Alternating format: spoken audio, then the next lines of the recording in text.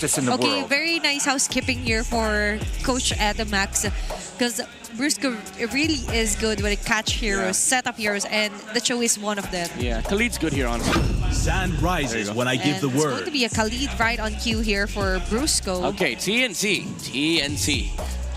We're still missing the roam and gold part, right? Yeah. We don't know if it's yeah, Rome the on Hilda. Hilda. There's a flex.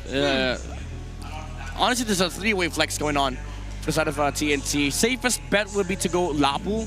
For 3 more and then put the Hilda onto Chaknu. I wanna say put the Lapu in gold, honestly. Oh. Well, to be fair, you could just go Lapu 3 Mar and then call me crazy, but Obsidia last pick for TNC, or even the carry. It worked actually. Yeah, that's true. He's a very phenomenal Obsidia user. The Phobius is possible here for TNC Pro Team. And a Bane Gold here for Benny Cutie. Okay, the Bane Gold I like. Now it's up to Onic PH to get the hero for Kelra. Is it going to be a fighter gold or the traditional route of a marksman? Probably Claude, carry, Harith. Yeah. Even though there's you can argue some rubies, honestly. What if? Masha. Wait, I'm trying to lip read what Coach Wynut is doing. What if you go Clint here? Clint, Nathan. Claude? They're hovering over Ruby. They're hovering over Ruby. That's the best choice. Lock it in. That's the best choice. Okay, that's I going. like this. I don't understand this Phobius pick, by the way. Maybe I'm more on the comfort. Here for 3 more, they just don't want to use the Lapu yet again. Considering he's up against the Uranus here for Kirk. I don't know. I mean, even if I try justifying it, I still don't see. I mean, there's a lot of like sustain on the Phobius, I guess. There's also, always a rainbow. I'm trying to find the rainbow after I can't find it. We have to wait and see till the game starts. But let's look at how will TNC Pro Team work their way up as Onic Philippine locks in the Ruby here for Kelra. As you mentioned, you're liking the Ruby last pick here. Yeah. It seems like a great team fight comp, honestly, for Onic Philippines. But let's see if it will reflect on the way that they play this game as we move on forward onto the Land of Dawn, onto this do or die match, game number 2 between TNC and Onic. Casters, it's your time.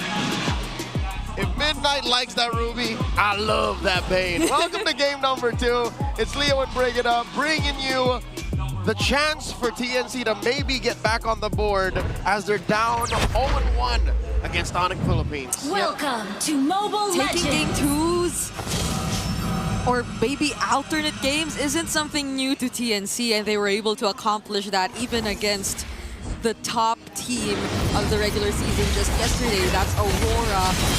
And now let's see how they do that, because I'm liking the adjustments from Onyx so far. There's so much respect towards TNC's key heroes, but this time they get the Lancelot too. I think that's another surprise, because they've been making sure Zyda doesn't get a hold of any in game number 1. Yep, so you see our TNC just put their foot on the gas and say, yeah, just get Zyda on something, because that joy was a little too much in game number 1. A lot of action in mid here. Almost getting taken down is Lancy, but he's caught up. King Kong on that usage shit. Oh no, Chaknu! Wait, this is a Hilda! But at least she got to flicker in the push. Trigger that passive, get a little bit of shields on healing.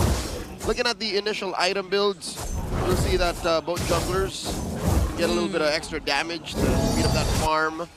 What's the gold lane situation like? Again, a Bane versus a Ruby, both have some level of added sustainability. Yeah, I guess you gotta time the skills very well if you're the Bane. Because a Ruby can jump from or blink every now and then, that's the passive, but if you get to time it so well, or maybe even right after the passive, then there's no choice, or there's no other option but for the Ruby to receive majority of the damage, and I'm probably talking about mostly the deadly catch, if that's the case. But it's not like that's the goal for our gold laners. It's not like they want to kill each other in lane. They want to leave the lane and join this turtle fight, and that's what Kelra is doing. Look at how fast he's going. Brusco jumps on him, Turtle gets pulled slightly over to TNC. They're really trying to make things hard for Zaida here. He still has vision of the objective, though. Everybody jumping in, and who gets the turtle? What? It's 3mar who actually gets it. The Deadly Cat does so much damage to Onic, though, because Benny Cutie joins the fight as well. And Lancy takes a kill on Kelra. The Phoenix Army come alive. Suddenly, the red side of the Cuneta Astrodome makes some noise as TNC score that first turtle, get 2 free kills as well. But again, I don't blame Onic because looking at their lineup now, they can't do much in the early game. What were they expecting? What was the best case scenario here? A Raging Sandstorm into a Time of Fend and into really, they don't have damage output yet. Yeah, but it was clear that they wanted the objective. Benny has the flicker to survive, though. And Benny did so much in that previous fight. I guess that's true. Onic, they just tried to see what they can. But Chaco right here could be punished. Mountain Shocker will be used, but that's about it. Yep, the best thing that Onic can do is, I don't want to think that I'm being a pessimist by saying this, but accept the fact that the early game ain't yours. Maybe even a part of the mid game. And then use that Uranus as the tool that it's meant to be. A blunt force object. Yeah. You just buy time away from 3mar and own that half of the map so that you can get farm on King Kong. Like that's the only solution I can see now. I guess even despite that, though, it's clear that they're trying to keep themselves in the game. Maybe through, let's say, Brusco and how he keeps trying to invade. Or maybe disrupt Zaida. Pay attention to how his farming patterns are, because I guess the Khalid's just that capable of doing that. He's been trying to scout Zaida for a huge majority of the past 4 minutes, but now it's TNC who just keeps grouping up and applying pressure to Onic and their farm. Yep, and what that'll do is you'll end up with a dead Khalid. You don't want that. You can't afford that. You can't give more gold over to TNC. They're up 1,000 gold now, and they're owning this turtle pit. Mount Shocker by King Kong. 3mar jumps on Kelra. You know, he's liking how his passive is almost always active because of the blink skills. But now Jaknu going in gets punished instead. There's the Infernal Pursuits from 3mar though, but he gets dragged all the way in between their 2 turrets. Kurt fighting back. It's a double kill for him already. Lancy though using his ultimate. Will he get to buy the trade? What? The damage from Benny Cutie! He spit on that thing as if a deadly catch wasn't enough. He hit that ale on a Kirk too. Again, Kirk had it coming, all right? He's but a baby Uranus. He's just a little small floating boy, and he can only build so much. I want to see the items because I want to see what he's prioritizing first, right? Is he going physical defense or magic defense first? And looking at it, it seems like it's magic first lately. Yeah. Benny flickered there. Had to survive that attempt. See? So it's majority magic because, you know, tough boots, and then he just has a singular jerkin. So he had the right damage profile read out. It's just, it's too much coming from Bane this early. And this Bane, I think they've tried to at least take him out twice in this game already. Never, didn't work yet. But every single time he had his flicker intact. So it's just an easy escape that we get to see from Benny Cutie all the time, and he already gets to pick up his Skypiercer as well. See how hard the Sigma jungler is working. He's using that Infinite GT30 Pro experience victory for every Madlang gamer. This is your Infinite handcap. He's playing on the Infinite GT30 Pro. Chaknu, wow, takes a good chunk of damage. Onyx got that yellow Ubi going. Yeah, there are 5 members approaching mid, and Zaida's at the opposite of the map. So could they be looking for a fight or just a quick way to blitz the Lord? Or the Turtle, rather. Oh, what's he thinking? Went for that conceal and force to use the Raging Sandstorm defensively. Yeah, and now Zaida's back. He can join the fight if he wanted to. So this could potentially break out into a 5v5. Kurt's already here as well. But I have my eyes on Benny. How do they deal with Benny and not get taken out by the surprise burst damage when they've all committed their resources onto a team fight that broke out even without him there just yet? I think you and Onic are on the same page. They have their eyes on Benny and they see that he's in mid So any time that he just sidesteps, he could be part of the turtle. So they'd rather pay attention to what side is doing first. And if somehow TNC walk away with both the turtle and the turret, that's all losses for Onic. So they're just mitigating the damage, covering up what holes need to be covered up so the sync doesn't completely ship. Looking at the items, oh my god. Benny already has a Sky Piercer and a Holy Crystal. He's fully breeding out, Bree. I do not want to stay close to that kind of pain at this point. Not when I'm in this spot, not if I'm Onic and I have a bit of catching up to do. And even if you have so many potential crowd control sources, if you put yourself up close, then that's not going to be a good thing either. Super Prince already using him. Oh, what? How was Lancey caught there? A sudden response from Onic. I'll tell you how, Bree. I'm offended. He went in too close. I think there was a window between that move, that dash in, and him clicking the brilliance, and Kelra clicking that I'm offended. Rusko and the gang are on Chaku's tail. I'll tell you now, it's a small window of time, but Onic found it. I guess you can't really assume that Onic gets tunnel visioned when they want to chase after a target, because it's so easy for them to just switch on the spot. And I guess that's also probably what happened to Lancey earlier. Maybe he thought they were actually trying to just go for the chase, but then they saw Lancey and in the blink of an eye, they just suddenly shifted targets. Yep, that's the secret in Onic's success, especially in their height in the M6 World Championships. It's so scary because they're so good at macro, but also mechanically speaking, any and all of them are always so on point. That's what's keeping this gold lead on a manageable scale. What is that now? About 3,000 gold between Onic and TNC, despite everything that TNC has walked away with. And a good chunk of that gold is still on King Kong. So between him and Zyda, there still is a chance that if Onic can find a good position, they could steal this board. Because now TNC are the ones holding it, so maybe stealing the objective will be the way to go. Super Prince, though, already forcing the brilliance out of Lancey. But Kelra, look at the amount of crowd control they're able to use onto 3mar. That's going to be a kill over to Onic. Deadly catch and the retribution from TNC to take that objective. TNC just had too much distance. A lot of space they're working with. Chakno with a conceal, thinking if they're going to go for the counter attack. He jumps King Kong. Superfam ain't having none of this. They know that they've already lost Turtle, Lord, everything belongs to Zyda. So Yumar was the sacrifice. And they had to put 3 bodies over there just to deal with him. And no one else could have went near TNC. Nope. It's worth it, I'll tell you now. I think it's a good trade. Look at this. Kelra on his old teammate Chakno. It's interesting how Chakno's using this Hilda. Is it just their lineup, or how Chakno seems to have unlocked a new way to play Hilda? Is he some sort of like bait for majority of the game? Yeah, usually you see Hilda like want to try to whack dudes out, but this is like man-to-man defense, Hilda. He's just the guy who shows up first. Like a shadow. And then he gets poked down really low, like what's happening now. Runs away. Runs away. But then TNC, it still seems as if they're in the perfect condition to fight if Onic chooses to. There's just too much going on for Onic to deal with.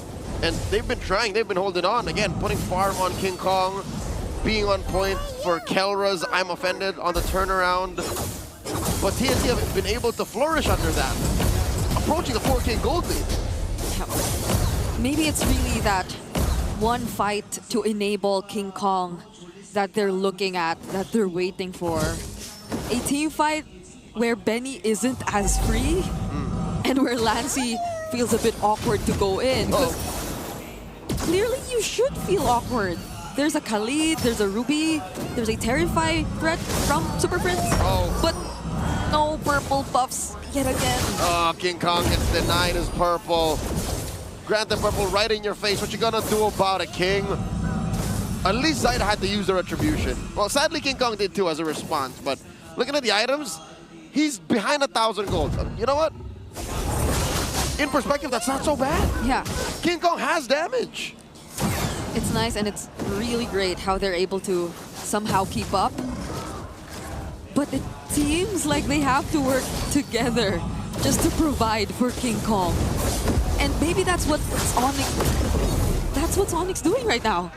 Like maybe sacrificing a couple of structures because all they really have to pay attention to is King Kong and him not getting left behind too much. Because if you look at their lineup, they really have to invest a lot, and if not everything, on King Kong. But Super Prince down low, Phantom Execution, but at least he has the brilliance from the IMU to get away. All right, the answer from Onic. It's a 4v5, and all this while, hey, ever seen a split pushing Uranus? That's what Kirk did. And TNC, they respond by going at the Lord. They know that they can't take this because Kirk has already rotated. Yeah. He can catch up anytime and come from behind, but I'm pretty sure TNC already know that. They have vision. Lancey already sees Kirk. Chaknu, though, already half HP. What's the plan for TNC here? The plan is to just keep disrupting and zoning as Zyda takes the objective, but it's not just zoning that they do. They take out King Kong and Brusco too. I can imagine the communications. Let him hit the traceless, let him in! And TNC punished now 3 more, chasing down Kirk. Kirk's trying to run away. It's a Uranus, he can! What? Off camera, Fringe gets popped! By Zyda and Benny. Zyda is a monster! No, rather. They got a Lord coming through bot. Mid lane's gonna go down. There's very little things that can stop a Bane from taking your structures. We're at 7K up now. 3mar actually went in there. Zyda's going to provide the follow-up. 3mar gets traded out, and they finally take the base turret. But Lancey will have to say goodbye as well. Onic defend as much as they can. King Kong still alive. Does TNC still force this? All right, Prince looking for a target. Can't exactly use IMU while you're in the air. Gets that deadly catch, takes care of that Lord. But they lose their last inhibitor up top. Okay, they just force the base turrets at least. Magic Sentry revealing Chaknu, but there's the conceal play still. Onic might want to look for something, and it's Benny Cutie that they're trying to go after. But they spot Zyda, and they have to back away. Here's the real dilemma. How do you stop Zyda purely? Like, how do you take him down? Because Prince doesn't have exactly the best crowd control. Brusco has just one big one. Kelra, it's temporary. You know, you displace him, but Yeah. Phantom Execution, Thorn Rose, Puncture Puncher, I'm good. I think that's a huge dilemma here that Onic has. And ideally, in those brief moments, you should have enough burst damage to deal with the Lancelot, but it seems like they don't! Phantom Execution gets held for a bit, but still, Zyda making his way, dealing enough damage, forcing Super Prince to walk back to the base. See, it's even in those small openings that you don't get to see the damage coming from Onic just yet. And that's when he was already serving himself up on a silver platter. You see how he punctured into the rest of Onic, and none of them could stop him. That is the real issue here. Zyda has gone unfettered. He is running through Onic's side of the jungle and through their lineup with impunity. 7-6, a bare base. Onic haven't even broken through the tier 2s. I mean, I'd like to see them come back to that tier 2 up top. I'd like to see somehow maybe Kirk set it up, because that seemed to work. And he's had a looking at the stats, Brigida, he's had the best game out of all the Super Fam right now at 3-2-1. Yeah, that's true. But Zyda and the rest of TNC might not let Onic do that anymore. They've been paying attention to the top lane even, especially now that we are about to see the next Lord spawn. So they're managing everything before this objective, which feels like it heavily favors them either way. Yep, again, that's what you get when the map is on your side, when you got a huge 6K gold lead, and when the opponent's utility, I'm talking about Onyx, just isn't enough. Like, there's so many things to set up for you to even clap back. This ain't even a dance. This is literally a sting operation. It's an entrapment by TNC. They're gonna do the same thing. They might even let King Kong trace this in just for them to kill him again. Yep. But look at how Prince and Brusco are holding this rush. Whoa. Oh no, the Flicker Raging Sandstorm doesn't connect, and Keller actually gets targeted by Zyda over here. King Kong is looking to be next. Another Thorn Rose successfully takes him down, and Chaknu's blocking everybody. They use Benny as bait, and Zaida gets a triple. He's on Brusco. A failed attempt now turned to this. A flicker from Benny, and they're not letting him go back home. With Kirk left on the map, there's no way this Uranus defends. Godlike for Zaida as he gets a hold of the Lancelot. TNC are not letting us have a sweep.